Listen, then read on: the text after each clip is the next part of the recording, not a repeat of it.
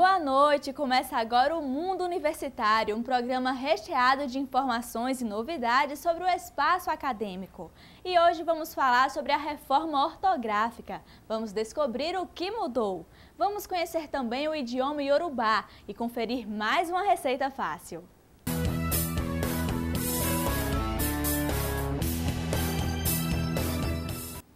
Desde 2009, nós ouvimos falar sobre a reforma ortográfica e neste ano ela se tornou obrigatória, já está valendo. Se você ainda não entendeu o que ela representa na prática, fique atento às mudanças.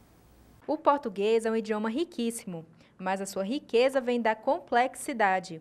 Não é à toa que muita gente ainda se confunde com a ortografia. E quando essas regras mudam, fica mais complicado ainda. Jiboia sem acento ou jiboia com acento? Jiboia com acento. Está errada, jiboia sem acento agora. Eu acho que está certa essa aqui, mini saia. Está errado. A nova escrita agora é mini saia com 2 S. Eu acho que é vó com acento. Com acento. Está errado, Orlando. Agora o voo perdeu o acento. Chamamos o professor de português Biti para explicar um pouquinho sobre essas mudanças. Dentre as mudanças que a gente pode considerar menos impactantes, estão, por exemplo, a questão do aumento do número de letras, né, das letras oficiais, com a incorporação das assim chamadas letras exóticas, o K, o W, o Y, né, que agora acresceram no nosso alfabeto. Também a questão da abolição definitiva do trema, né, aqueles 2 pontinhos que se colocavam sobre a letra U, naquelas ocorrências fonológicas, né, com as sílabas QE, QI, GUE, GUI. Com relação à acentuação gráfica, 2 mudanças são bem pertinentes, assim, que eu acredito também que não são tão difíceis de assimilar. Uma delas é a queda do acento agudo nos chamados ditongos abertos. Os ditongos abertos EI e OI. Apenas nas palavras paroxítonas. Para não ficar complexo, assim, para quem não é muito afeito, né, ao estudo da gramática, eu vou citar 2 exemplos de cada, né? Uma palavra, por exemplo, como ideia, palavra bastante recorrente, bastante usual no nosso cotidiano, também por escrito, o acento foi abolido, porque ela é uma palavra paroxítona, ou seja, a sua sílaba tônica é a penúltima sílaba, né? É a sílaba que consta aí desse ditongo, é o DEI, que é a penúltima sílaba. Mas se você pegar uma outra palavra, por exemplo, a palavra papéis, cuja sílaba tônica é a última, ou seja, uma palavra oxítona, então, neste caso, o acento permanece.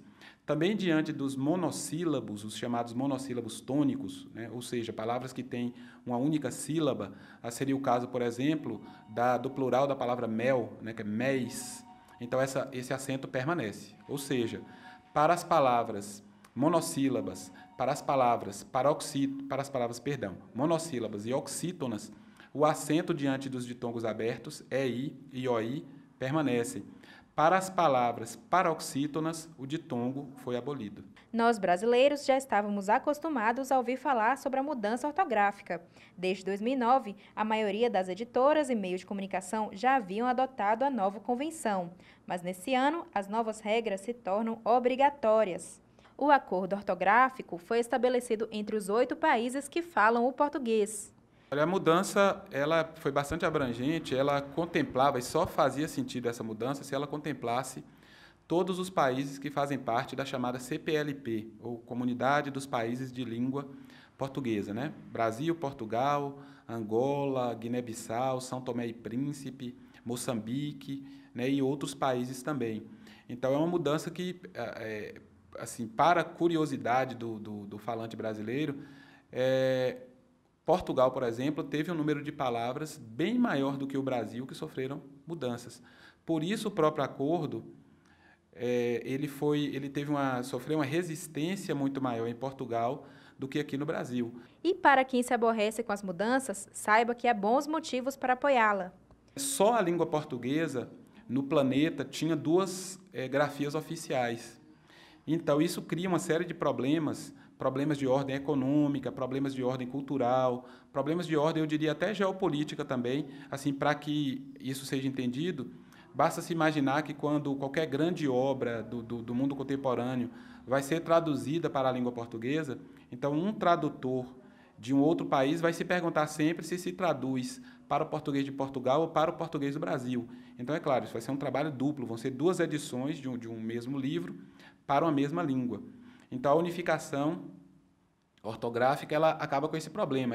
E uma vez que haja a unificação das grafias, as grandes editoras do Brasil, elas podem disputar mercado também com outras editoras de Portugal, também dos países africanos, com relação, por exemplo, a um segmento, que é um segmento que movimenta sempre muito dinheiro todos os anos, que é o da produção dos livros didáticos, né, para as escolas, sobretudo as públicas. A língua portuguesa é a matéria-prima de exímios escritores e poetas.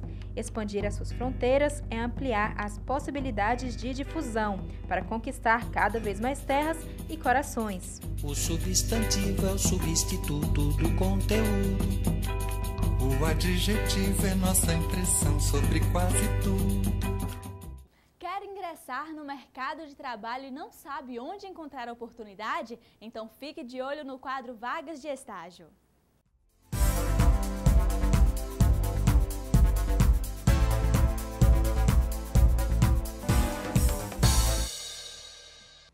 Olá, para você que acompanha o Mundo Universitário. Hoje sou eu que trago vagas de estágio. No IEL, vagas em administração e contábeis para quem está entre o primeiro e o quinto semestre. Também tem vagas para os estudantes de letras com habilitação em inglês entre o segundo e sétimo semestre. Os interessados devem levar comprovante de matrícula e currículo no IEL, que fica na Avenida Siqueira Campos.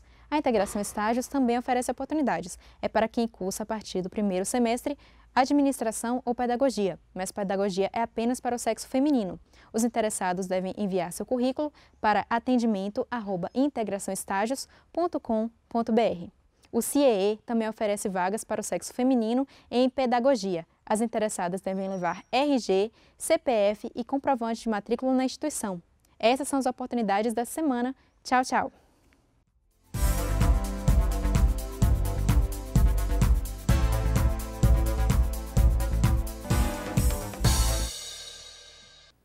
No próximo bloco, nós vamos conhecer a história do idioma Yorubá. Não saia daí!